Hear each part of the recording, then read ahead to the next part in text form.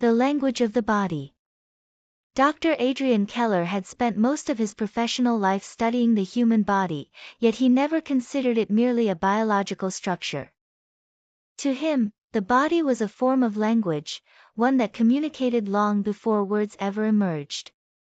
As a neurologist working at a research hospital in Berlin, Adrian analyzed the complex relationship between physical sensation and emotional perception. Every muscle, every nerve, every subtle movement seemed to reveal something about the inner life of a person. His fascination with the body began during childhood after a simple but unforgettable moment. While watching his grandmother cook, he noticed how her hands moved with extraordinary precision and patience. Her fingers shaped dough, stirred soup, and arranged ingredients with a quiet confidence that required no explanation. Even without speaking, her hands told a story about experience and memory.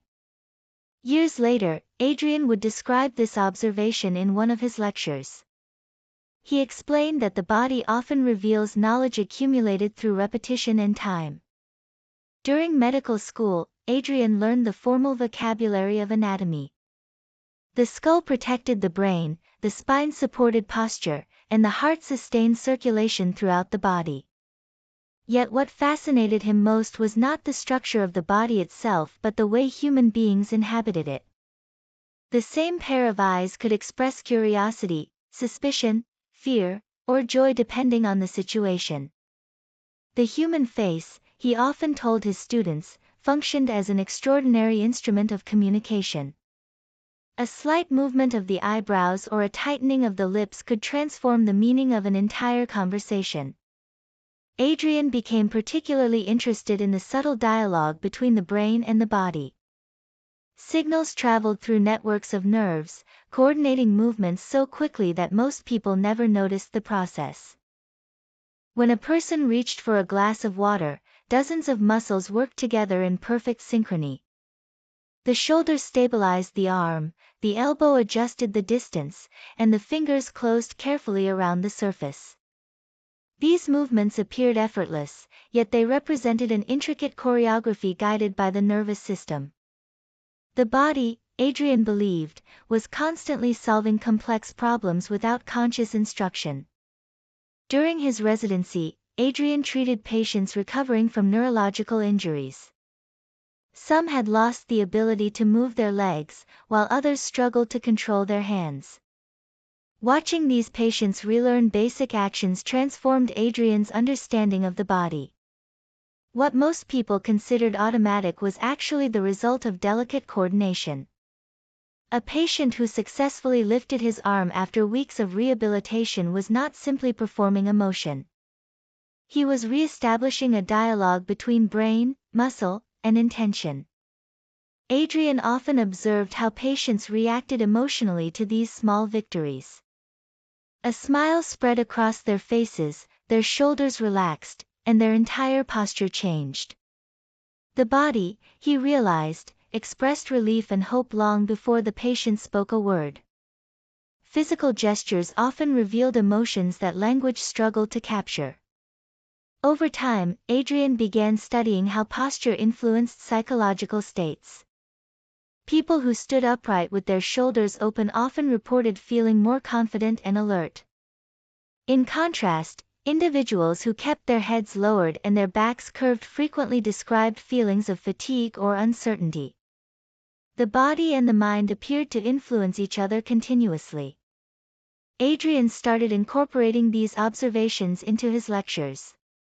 He encouraged medical students to observe patients carefully, not only through medical tests but through body language. A trembling hand might reveal anxiety. A tightened jaw could signal suppressed frustration.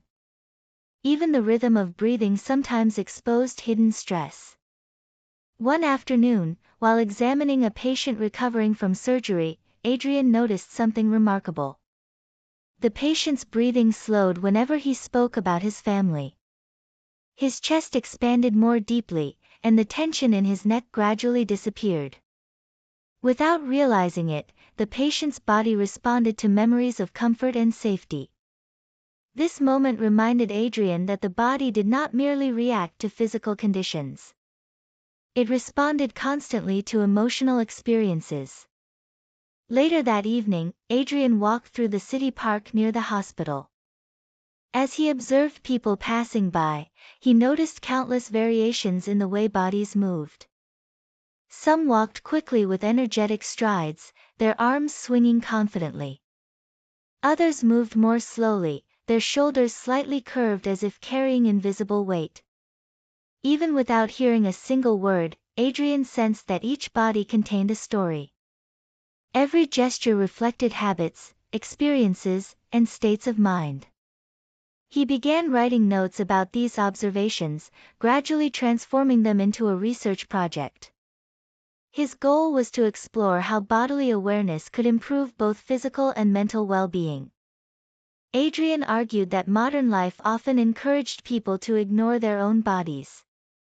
Long hours of sitting, constant digital interaction, and chronic stress weakened the natural dialogue between mind and muscle. Many individuals noticed their bodies only when something went wrong. Pain in the back, tension in the neck, or exhaustion in the legs became reminders that attention had been neglected. Adrian believed that rediscovering bodily awareness could restore a sense of balance. Simple actions such as stretching, breathing deeply, or walking attentively could reconnect people with their physical presence. In one of his public lectures, Adrian asked the audience to perform a simple experiment. He invited them to close their eyes and focus on the sensation of their own breathing.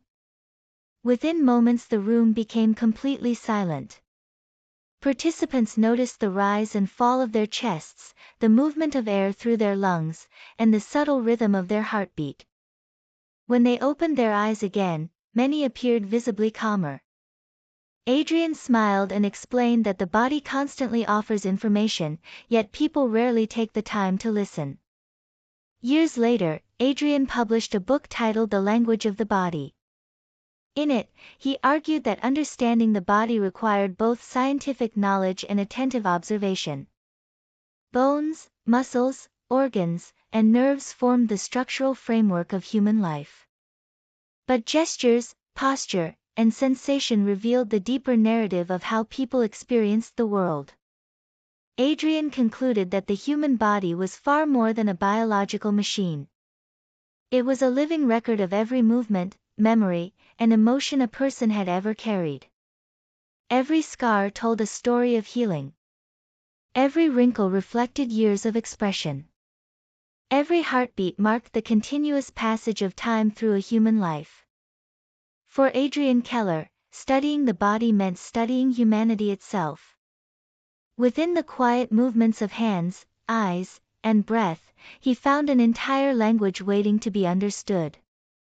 And once someone learned to listen to that language, the body was no longer silent.